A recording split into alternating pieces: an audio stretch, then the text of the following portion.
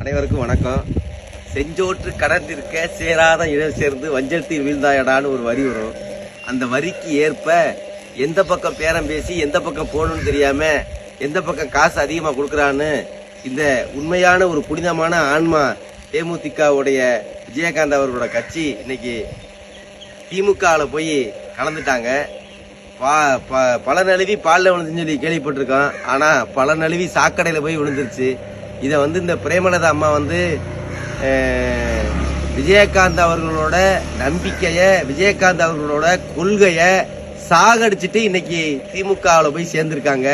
இது எவ்வளவு பெரிய துரோகம், விஜயகாந்த் அவர்களுக்கு நினைக்கக்கூடிய துரோகம்.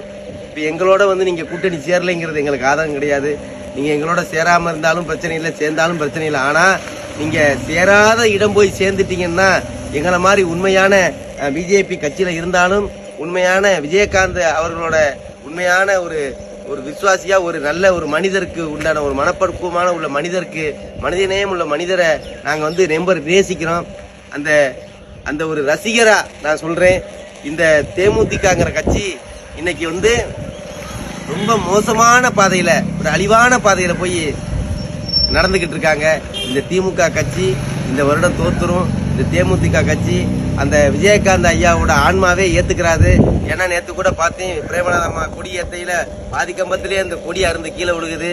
அந்த ஆன்மா புனிதமான ஆன்மா ஒரு காலமும் இந்த தேமுதிகவையும் இந்த திமுகவையும் ஜெயிக்க விடாதுன்னு எல்லா மக்களும் தெரிஞ்சுக்கங்க. இதுதான் நடப்பு. அதாவது என்ன கொள்கை ஏது கொள்கைன்னு தெரியாம காசுக்காக ஒரு கட்சியில போய் சேர்றதுங்கிறது எவ்வளவு ஒரு அசிங்கமான வேலை. இந்த கிருஷ்ணமூர்த்திங்கிற ஆளு பிரேமலதா இங்க வா அப்படி இப்படி சொல்லி அசிங்கமா பேசினாங்க. இந்த வடிவேலுங்கிறவன் திமுக கட்சி மேடையில வச்சுக்கிட்டு நடிகர் வடிவேலு ரொம்ப கேவலமா இந்த கேப்டனை பேசினாங்க. இதையெல்லாம் மனசுல கொள்ளாம இந்த மாதிரி திமுக கட்சியில இருக்கவங்க எல்லாரும் இந்த விஜயகாந்த் அவர்களை குடிகாரன், போதை போடுறவன் சொல்லி ரொம்ப அசிங்கமா பேசியிருந்து எல்லாம் பண்ணாலும் இதை கூட மனசுல வைக்காம தன்னோட கணவரை இழிவுபடுத்தின ஒரு கட்சியில போய் சேர்ந்திருக்கீங்கன்னா அப்ப பணத்துக்காக நீங்க என்ன வேணாலும் செய்வீங்க. ஒரு கொள்கை இல்ல, கோட்பாடு இல்ல. அந்த மனிதன் நல்ல மனிதனு, என்னைக்கு அவர் ஆன்மா சந்தோஷமா இருக்குன்னு வேண்டிக்கிறேன். தேமுதிக கட்சிக்காரங்களும் சரி, திமுக கட்சிக்காரங்களும் சரி, ஒருபோதும் ஜெயிக்க போறதில்லை. நன்றி, வணக்கம். பாரத் மாதா கி ஜெய்.